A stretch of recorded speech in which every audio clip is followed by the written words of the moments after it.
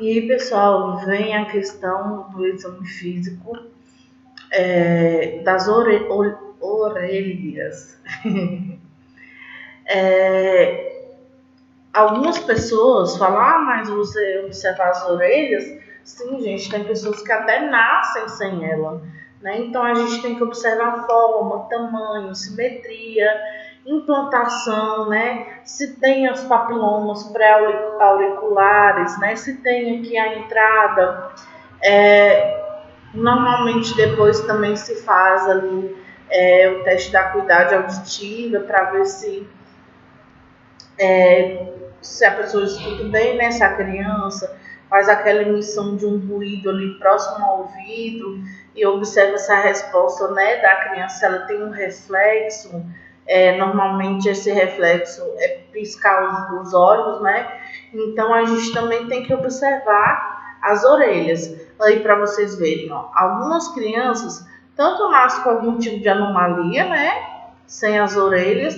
Outras pessoas às vezes pela posição da criança, a orelhinha pode ficar dobrada por um tempo e depois voltar ao normal, ou outras vezes também por condição genética, às vezes os pais já apresentam ali alguma modificação na orelha, a criança também tende a pegar. E no pescoço, você observa, né, na palpação ali, né, se tem algum caroço, algum nódulo, como que ele é, se ele tem uma mobilidade, né, toda a mobilidade do pescoço, se ele é mais curto, se ele é mais longo, se a criança consegue sustentar um pouquinho, normalmente vai ser um pouquinho mais mole, mas a criança algumas vezes já tem essa sustentabilidade, né? E a total sustentação ela é por volta de 3 meses, né? Gente, o nariz, você deve observar a forma, né? Se tem a permeabilidade ali mediante a oclusão da boca, e se as narinas são separadas, né? Às vezes você tem que passar uma sonda pela narina para observar se tem a entrada, se tem a presença de secreção serossanguinolenta. Então você observa também essa questão das entradas da narina, se elas existem, se tem a presença do nariz. A boca, normalmente são as alterações, acredito que mais comuns assim, da face. A criança ela tem de ter ali, às vezes, uma má formação no palato, né, ou presença de fenda palatina, com fissura labial. Então, gente, ó, o lábio leporino, que é a fissura labial, normalmente é centrada aqui, né, nos lábios. A fenda palatina, né, a abertura do palato, é aquela que vai também até o céu da boca. Pode acontecer de alguma criança ter somente a fenda palatina, o lábio leporino, e não ter a fenda palatina. Pode acontecer da criança ter a fenda palatina e não ter o lábio leporino. Às vezes acontece também um desvio labial, né? Que pode estar associado à paralisia facial, um traumatismo de parto, né? A gente também visualiza se tem a presença da úvula, que é aquele, as pessoas falam, o pinguelinho da boca, né? Se ela está presente, às vezes acontece de ter a úvula bífida, né? Ela partida ao meio, tem 2 úvulas. A gente observa o tamanho da língua, se ela é normal, né? Então aqui, ó, para vocês verem, olha a úvula bífida aí lá em cima, olha a fenda palatina, né? O céu da boca aberto, tem um encontro ali do palato com o nariz, né? Esse local deveria ser fechado, então tá aberto e o lábio leporino embaixo. Normalmente hoje já se faz cirurgias, né, gente, para consertar aí essa anomalia genética, né? Algumas são tão perfeitas hoje que nem fica mais aquela cicatriz grande. Então, a gente tem que averiguar se a criança tem toda a parte orofaríngea normal, oral, né? E aí tem o teste da linguinha também.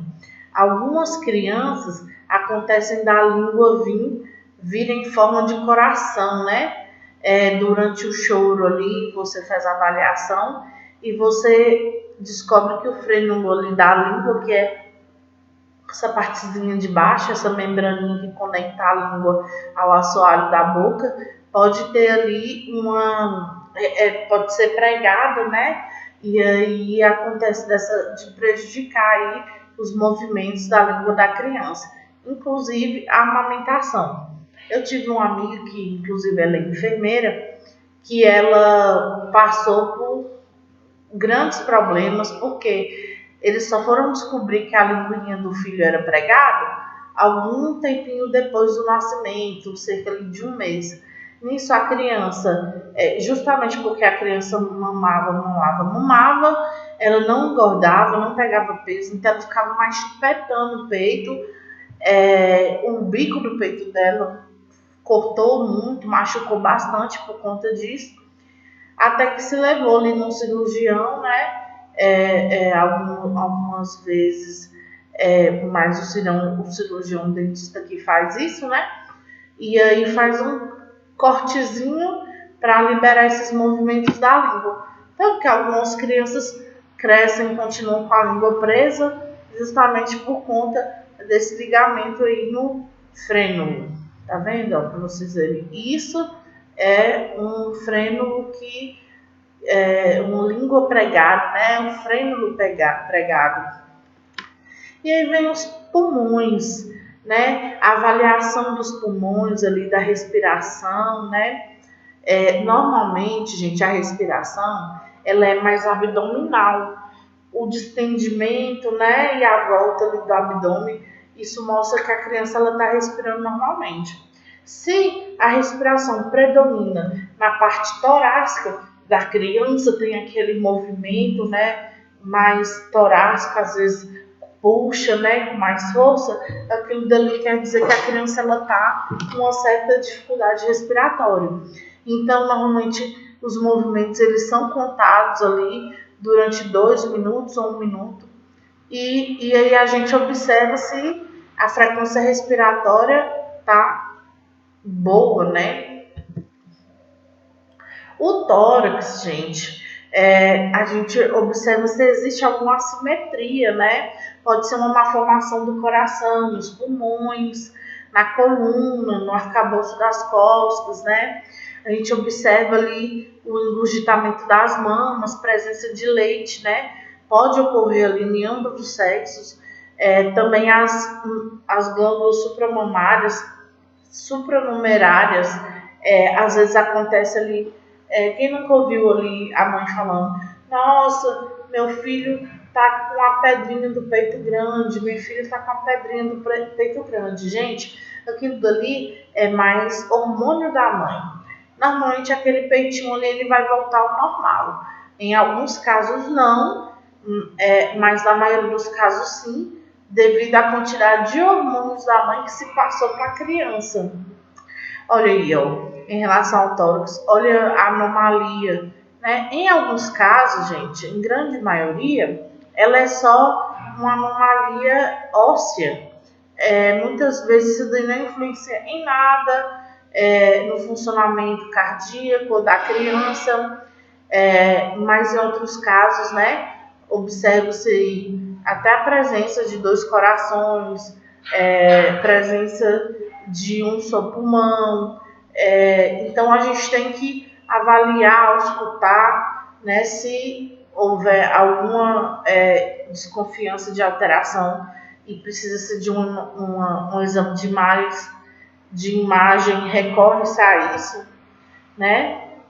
Olha aí, ó, essa aí tá bem grande, essa telarca, né? Isso daí é excesso de hormônio na criança, pode desaparecer ao longo do tempo.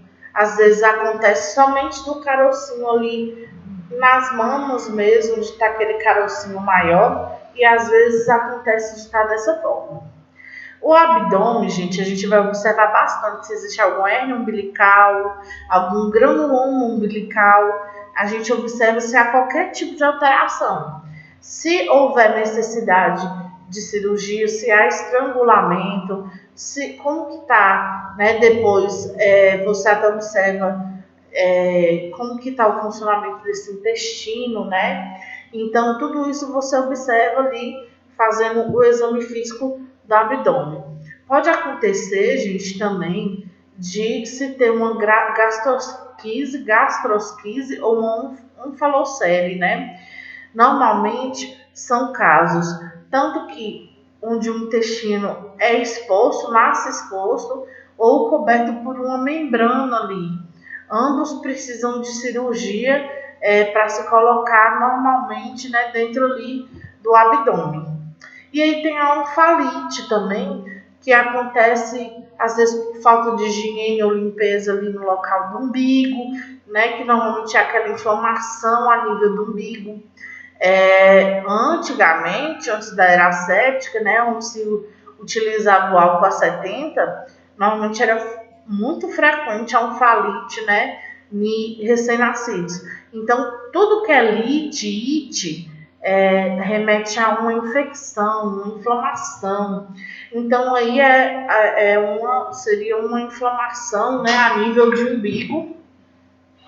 Então, pode acontecer que ali, por conta mesmo da laqueação, né, do corte ali no cordão umbilical, aquele material poderia estar contaminado, houve algum tipo de contaminação ali provocada pelos cocos, né?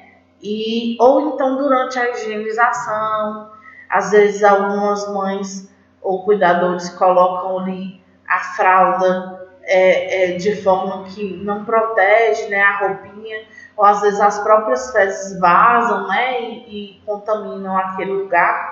Então, gente, sempre, tá limpando bem, utilizando álcool a 70, né, para que eu sempre recomendo até um pouquinho depois que ele se cai, porque normalmente ele fica um pouquinho abertinho ainda. Então, eu falo, pode usar até ele se fechar por completo, viu? Então, normalmente acontece hoje por falta de higiene, às vezes também pela secreção ali, né, que saiu do parto, né, pode ter causado por alguma bactéria no canal, né, também ou pode ter entrado em contato ali dentro do hospital ou dentro do domicílio, e normalmente ela é caracterizada por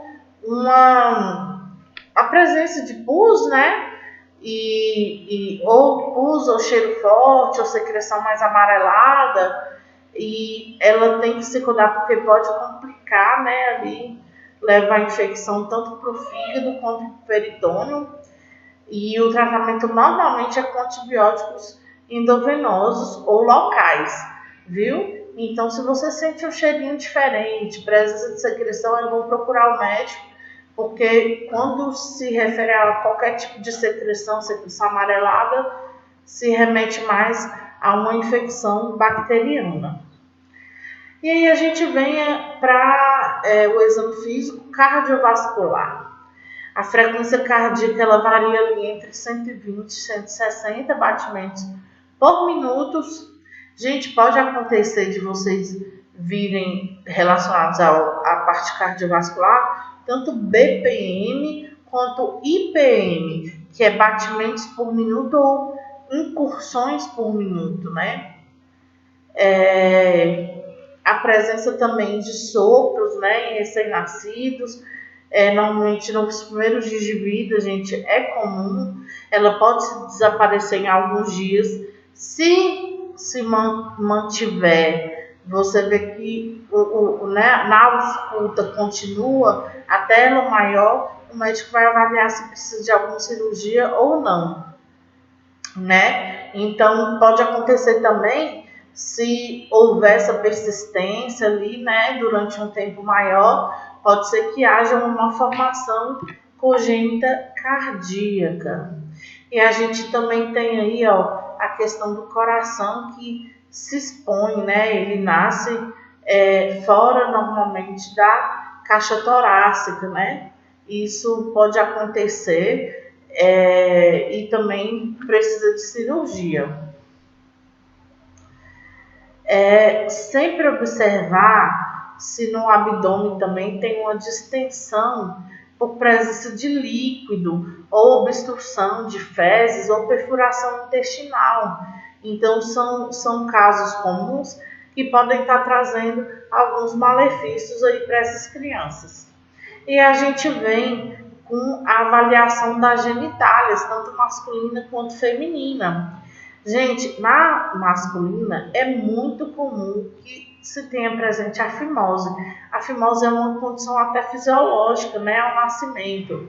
São os meninos ali que nascem sem a exposição da glande, né, que a gente chama a cabecinha do pênis.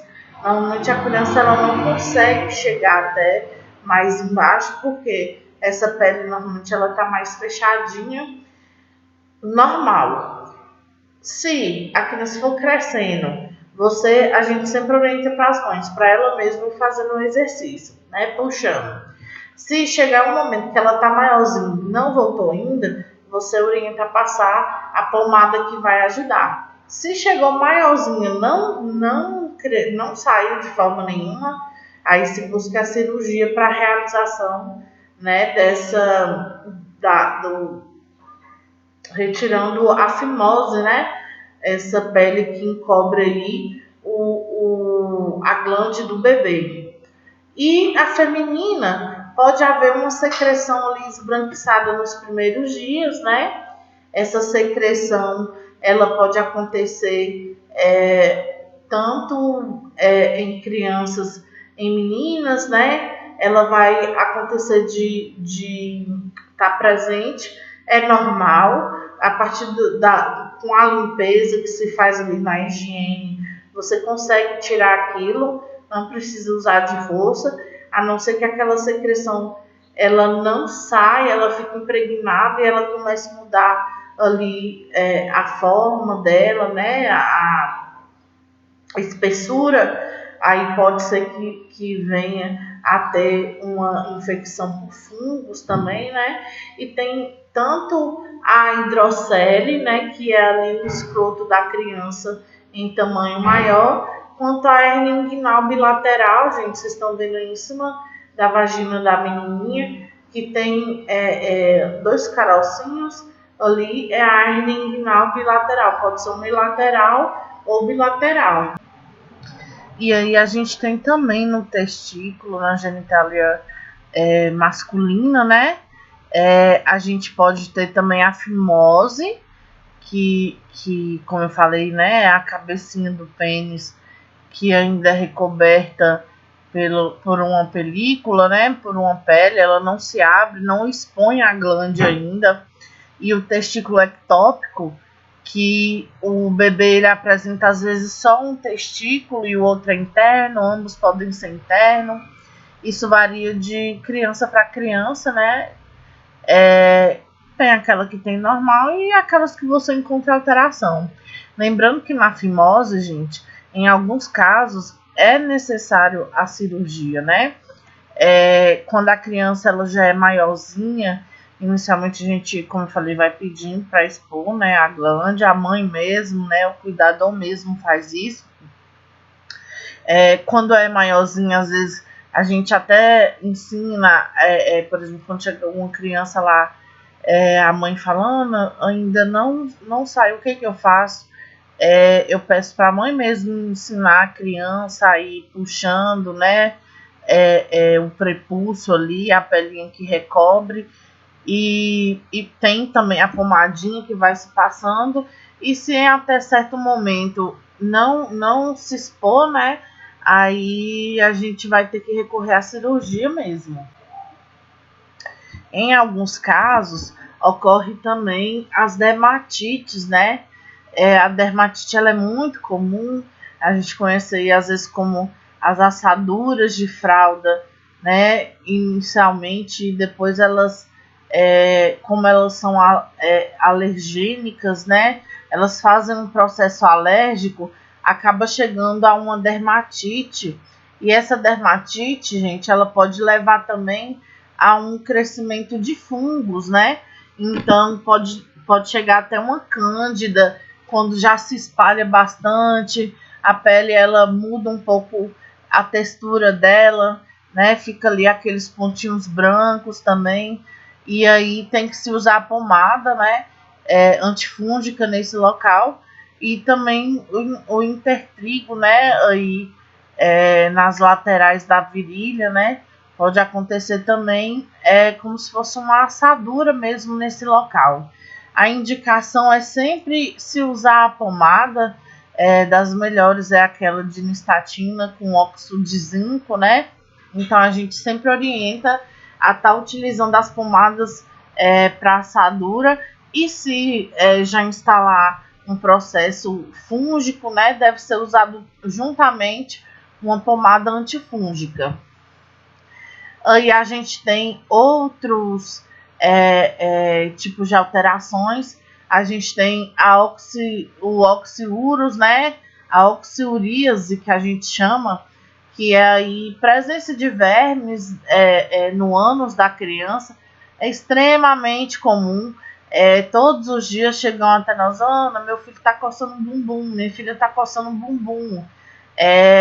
A gente tem que lembrar que é uma alteração causada por contaminação de água e de alimentos, né, gente? Então, não adianta só tratar a criança, a gente tem que conversar em relação à água que se está ingerindo, ao alimento que está ingerindo, sempre fazendo a higienização correta.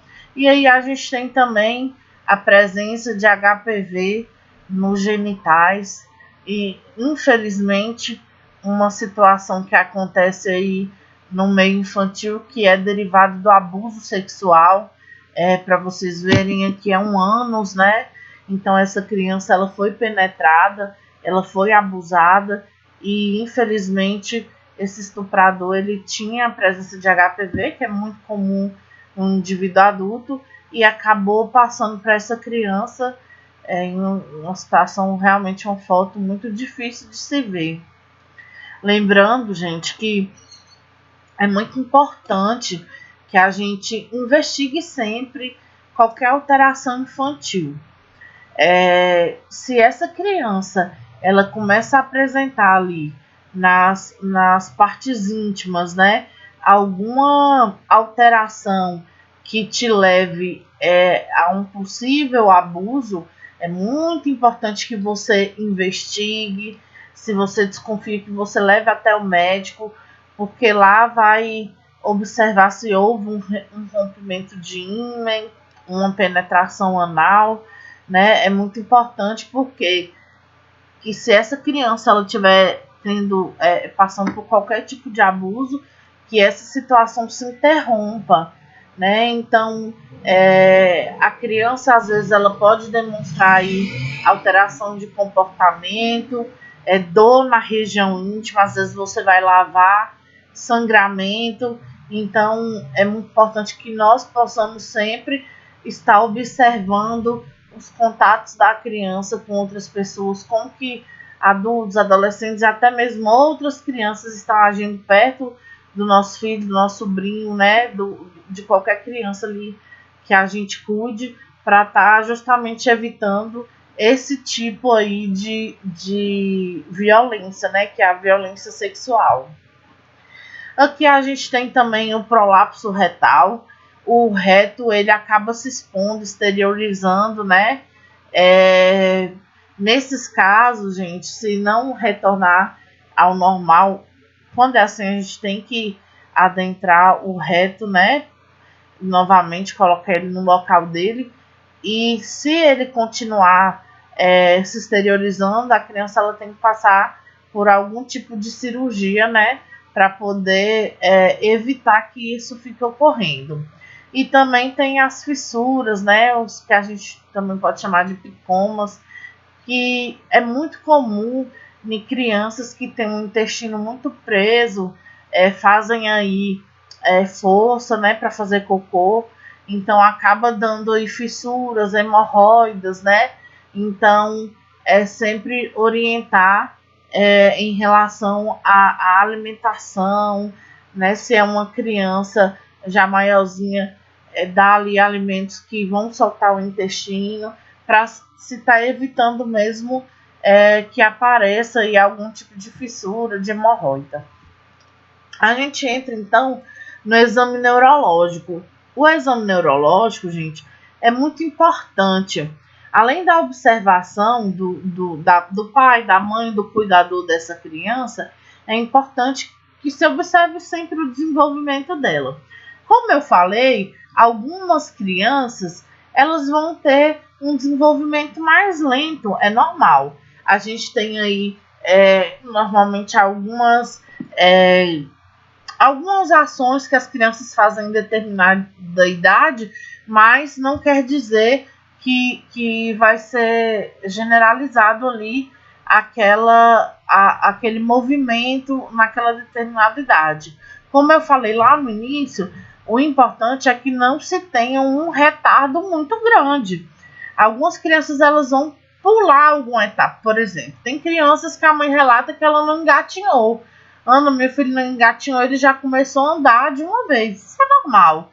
Agora, você vê uma criança, ela não consegue, ele já maiorzinho, sustentar seu pescoço, ela não consegue virar, ela tem movimento de espasmos, você vê que existe algo ali alterado, né? E mais pra frente ela começa a falar, ou então começa, né? Quando já deveria ter a fala, não tem essa fala, não consegue andar. Então, isso daí são alterações que devem ser observadas que normalmente estão ligadas a algum tipo de doença, algum tipo de síndrome, né? E nesse exame neurológico, a partir desses reflexos, é que a gente observa se está tudo normal. Então, a gente faz aí o reflexo tônico do pescoço, né?